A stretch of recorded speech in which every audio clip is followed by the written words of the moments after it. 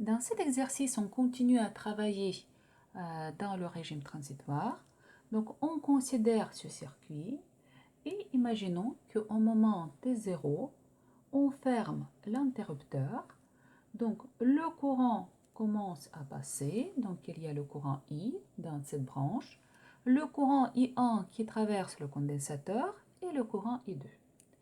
Et on cherche à calculer comment varie dans le temps le courant I, I1, I2, mais également comment varie la charge de condensateur et la tension aux bornes de condensateur. Alors, chaque résolution du circuit, on commence par les flèches de tension et les flèches de courant. Donc, les flèches de courant sont déjà prédéfinies, donc nous avons le sens.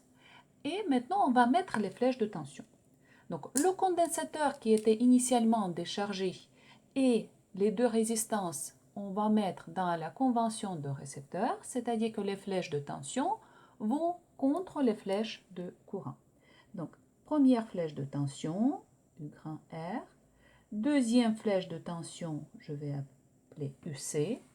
Troisième, donc contre la flèche de courant, U petit r, c'est fait.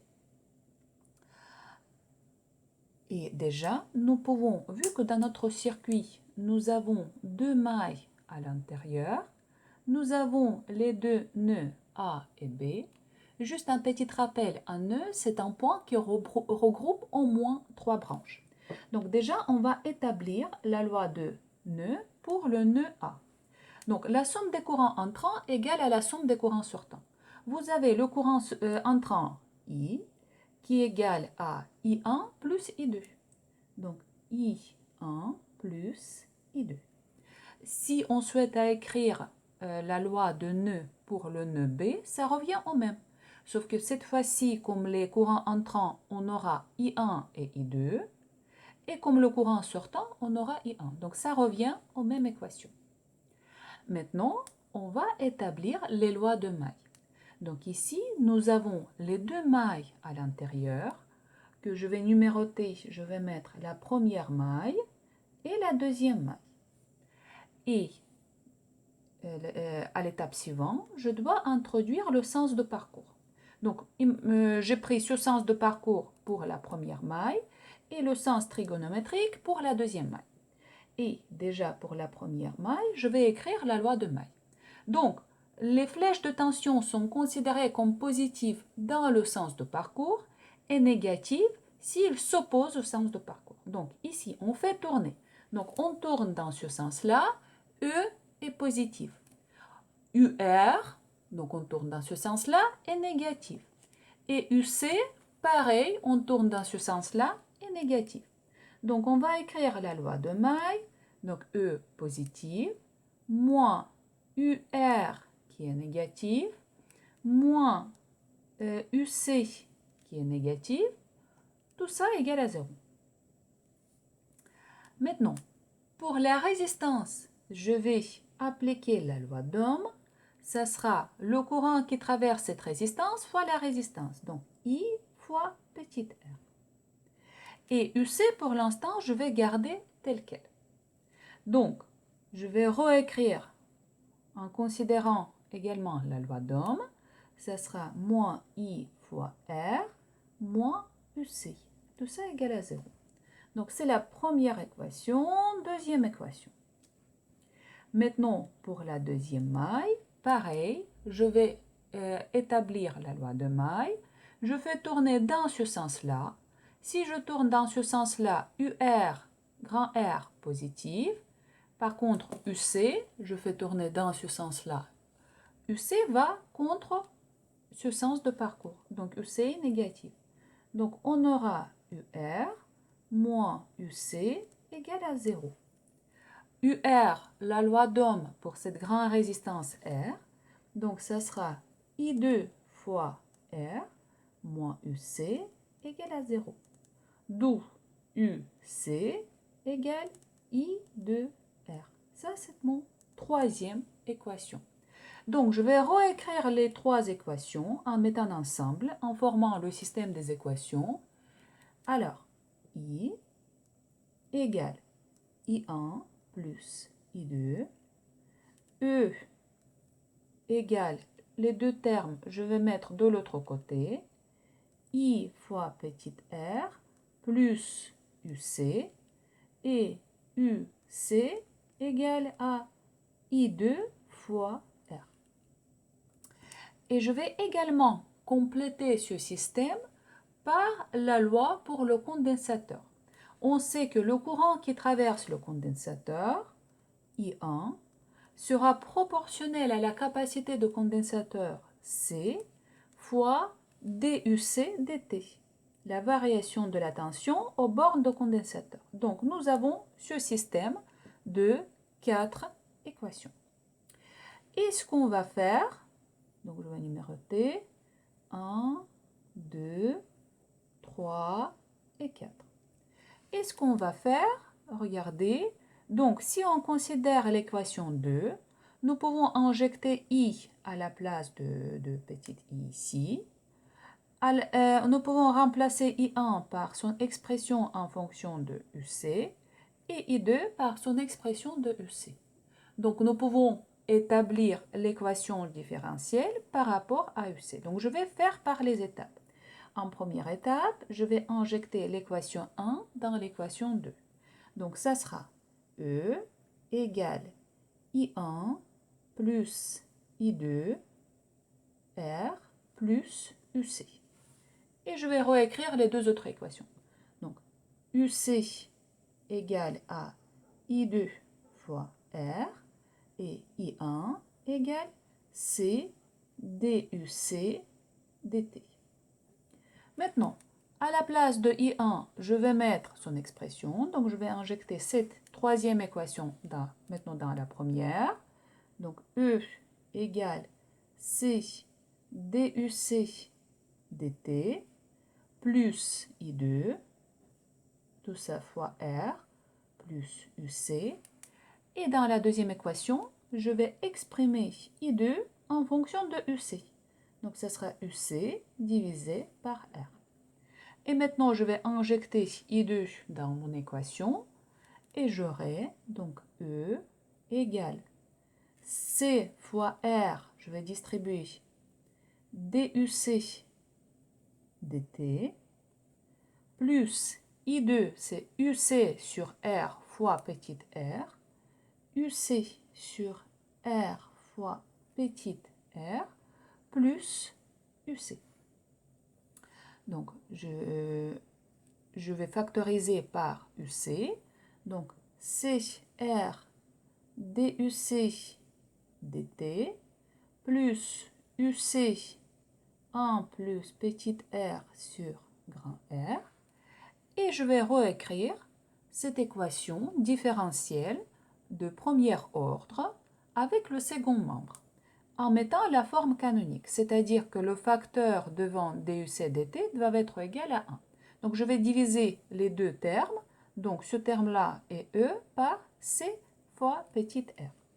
Donc DUC dt plus UC fois, et je vais poser que 1 plus R petit r sur grand R divisé par CR égale 1 sur taux,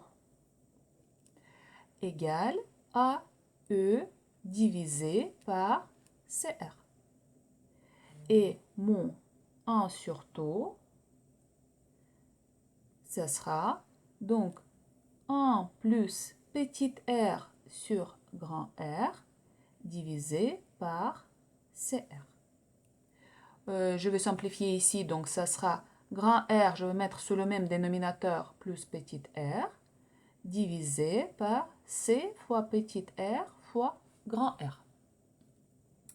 Donc, mon taux, si je vais réécrire, ça sera C R grand R divisé par R plus petit r. Okay. Maintenant,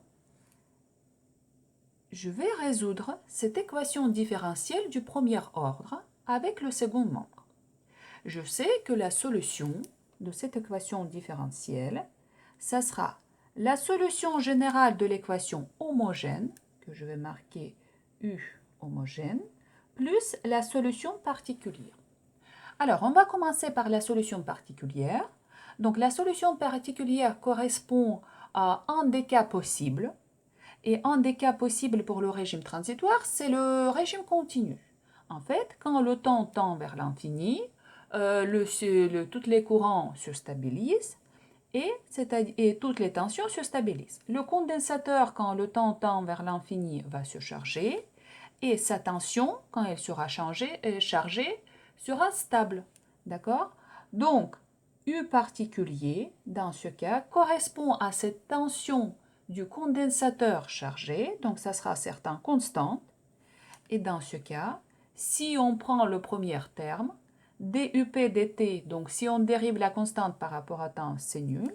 Et on aura donc U particulier fois 1 sur taux égale E sur CR. D'où U particulier égale E fois taux divisé par CR. Donc, on va mettre l'expression de taux dans cette expression-là. Donc, dans le taux, nous avons C grand R qu'on divise par C grand R. Donc, C fois R divisé par C fois R va disparaître. Et ce qu'il nous reste, E fois petite r divisé par R plus grand R. Donc déjà, je vérifie la cohérence de cette équation de point de vue de la dimension. Donc, la dimension de R divisée par la dimension de R, donc ici c'est la résistance disparaissent, et nous avons les deux dimensions, donc les deux tensions. Donc, la solution particulière, nous avons trouvé.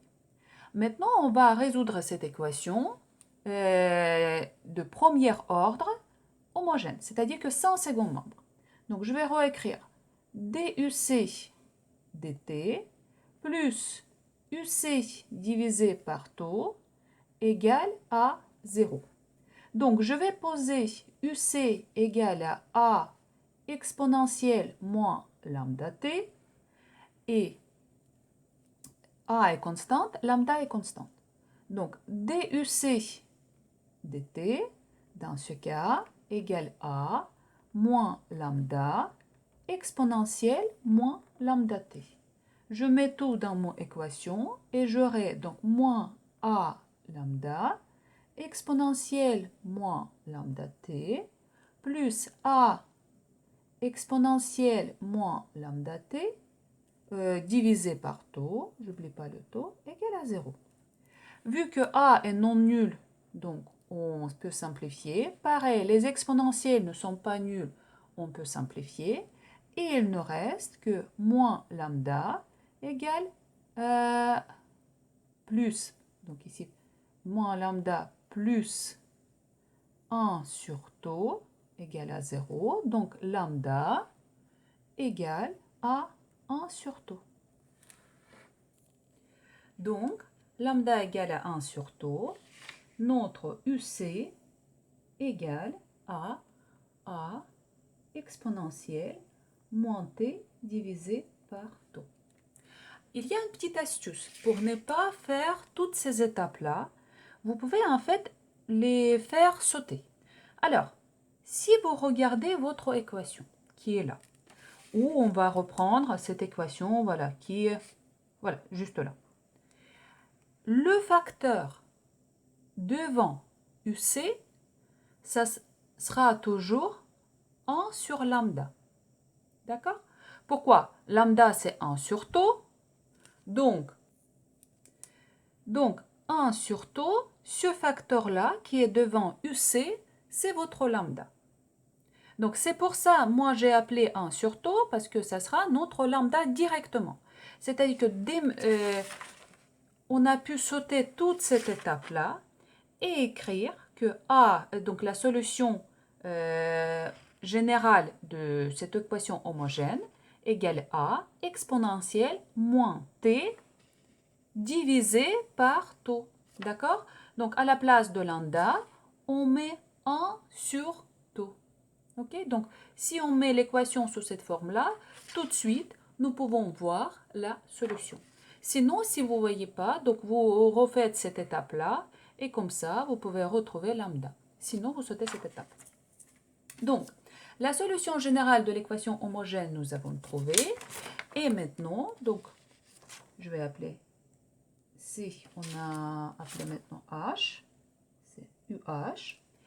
Et maintenant, la solution totale, ça sera la solution particulière qui est juste là. Donc, E fois R divisé par R plus petit r, plus cette solution homogène.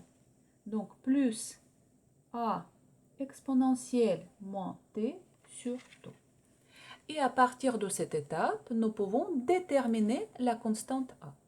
Et la constante A, on va déterminer à partir des conditions initiales.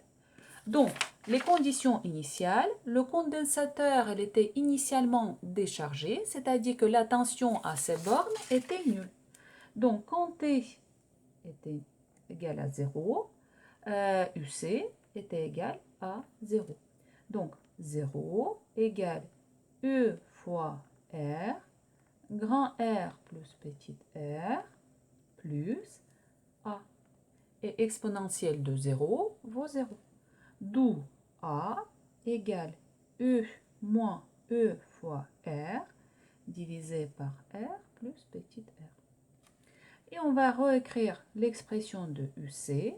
Donc, ça sera E fois R divisé par R plus petit r, plus moins, vu que A est négatif, E fois R, R plus petit r, exponentielle montée sur tout. Et je vais factoriser par E, R, grand R plus petit r. Donc, ça sera 1 moins exponentielle montée sur tout. Donc, ça, c'est notre UC. Donc, si je connais UC, donc UC, c'est trouvé, tout de suite, je peux retrouver le courant qui traverse le condensateur en utilisant la formule de condensateur. Donc, I1 égale C DUC dt égale C. Je vais dériver cette expression par rapport au temps. Donc, je prends le facteur E fois petit r divisé par R plus petit r. Je dérive 1, c'est 0. Je dérive moins exponentielle moins t sur tau. Donc, ça sera, je dérive moins t sur tau, donc ça sera moins 1 sur tau. Et ce moins-là, donc on aura plus 1 sur tau. Donc, 1 sur tau exponentielle moins t sur tau. Je continue, donc je vais mettre dans ma formule l'expression de tau qui est juste là. Donc ça sera CER divisé par R plus petit r et 1 sur tau. Donc cette expression-là fois R plus petit r divisé par CR grand R. Donc l'expression de 1 sur tau exponentielle moins t sur tau. Okay. Donc ici, je simplifie et j'aurai donc E sur grand R exponentielle moins t sur tau. Donc je ne vais pas mettre ici dans ma formule tau sous l'exponentielle pour ne pas encombrer ma formule. Donc I1 déjà, ça sera E sur R exponentielle moins t sur tau. Et je vérifie la cohérence de ma formule déjà de point de vue de la dimension. Donc, exponentielle n'a pas de dimension, E divisé par R, ça me donne bien la dimension de courant. Donc déjà, ma formule, elle est bien cohérente de point de vue de la dimension. Maintenant, on a trouvé UC, on a trouvé I1. Pour trouver I2, donc notre I2 est lié à UC, il faut que je divise UC par R.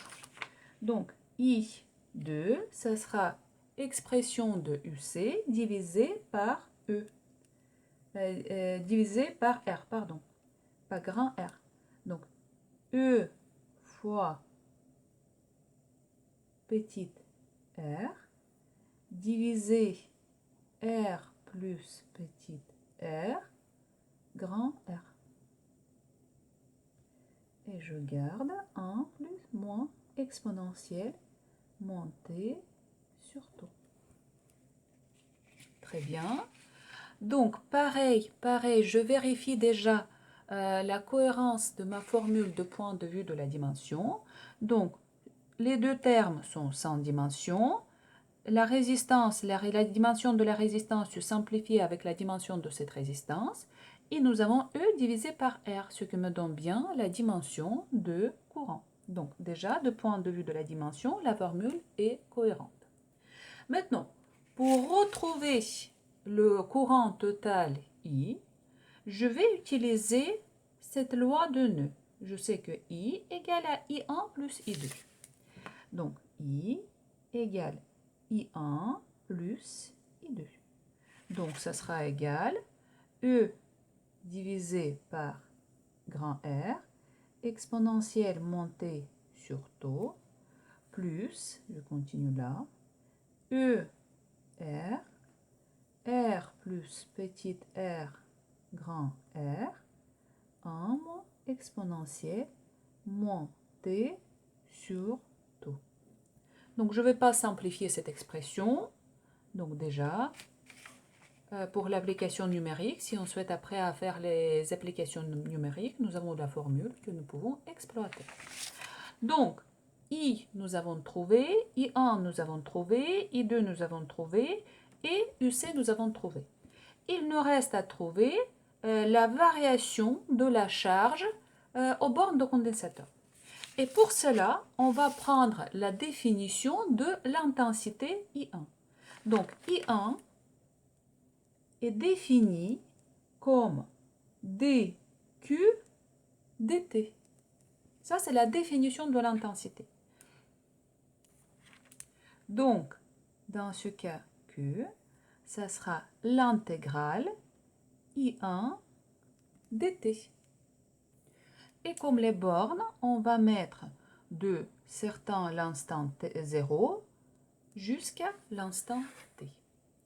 Alors, déjà, un petit rappel des primitives. Si vous avez l'intégrale de l'exponentielle alpha t dt, la primitive de exponentielle alpha t, ça sera 1 sur alpha exponentielle alpha t, plus certaines constantes vu que l'intégrale n'est pas définie. Donc, on va poser notre intégrale. Q égale l'intégrale de 0 à t. I1, c'est E sur R constante moins t sur taux dt. Donc, égale E sur R. Je calcule l'intégrale de l'exponentielle montée sur taux. Donc, ça sera 1 sur alpha. Moins alpha, c'est moins 1 sur taux. Donc, ça sera moins taux fois exponentielle montée sur taux. Et comme les bornes, je vais mettre donc mes bornes de 0 à t égale.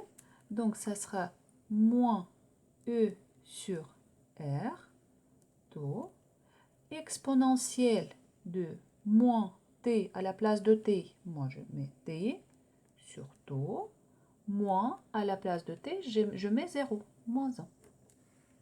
OK. Et maintenant, je vais remplacer mon taux par son expression.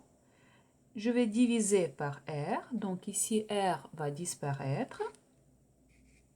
Ça sera donc moins E C petite r divisé par R plus petite r exponentielle moins t sur taux, moins 1. Et je vais inverser les signes. Donc, ça sera E, C, R, R plus petite r, 1 moins exponentielle moins t sur taux. Donc, nous avons trouvé l'expression de la variation de charge dans le temps. Alors, deuxième méthode que nous avons pu appliquer pour retrouver la variation de la charge, c'est de considérer, on sait que la tension aux bornes de condensateur est liée à la charge qui la traverse. Donc, on sait que Q est proportionnel à la capacité de condensateur UC. Donc, il fallait juste multiplier l'expression, donc c'est même plus simple, beaucoup plus simple, de notre UC par C pour retrouver l'expression de la variation de la charge. Donc, ça sera C, E, R, grand R plus petite r, 1 moins exponentielle moins t sur taux. Et voilà, on retrouve exactement la même expression.